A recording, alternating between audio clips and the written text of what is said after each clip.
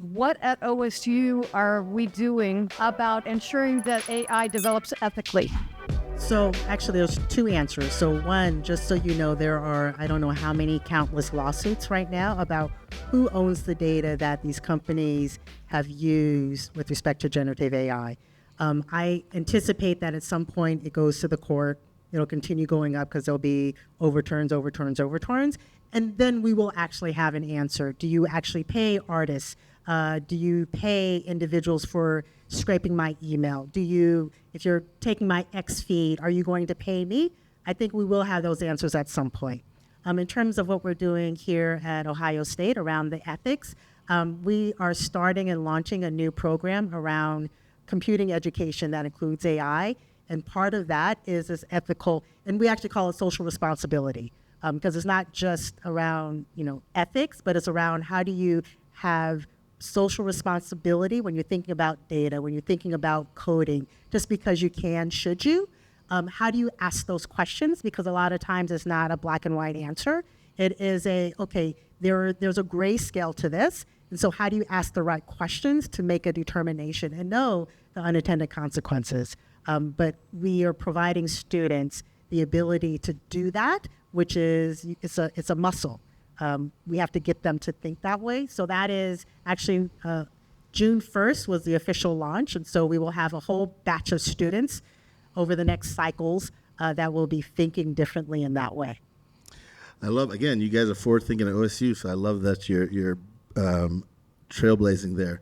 An additional comment to that is I find that whole conversation fascinating. Let's talk about word processing. We've all written an essay at some point in time, and before word processor, we had a typewriter, and you figured it out, and whatever. But now, once you have a word processor, doesn't it put the squiggly line underneath your thing if it's incorrect grammar, or the blue thing or whatever? Mine's full of colors because I'm not the best writer. But the point is, that's a tool that's editing your stuff. In some cases, it's actually restructuring your grammar, but it's still your essay. We don't fuss about that. Okay, fine. Fast forward to artists and musicians. This is one of my favorite things that I find so fascinating.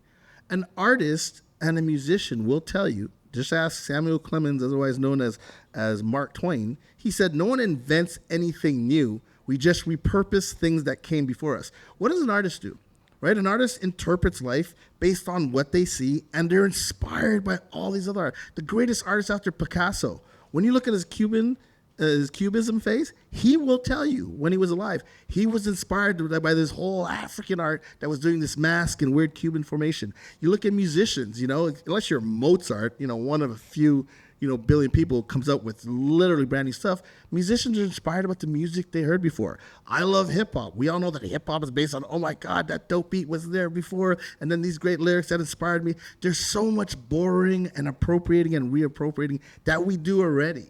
And so I'm really looking forward to 10, 20 years from now, where this whole generative AI, who owns what and who doesn't from an IP comes out, because all these other sectors have been doing it for centuries. There's nothing new there. It's just a different tool that's allowing us to do it faster. Maybe a different kind of creativity brings into it because it's got access to more information.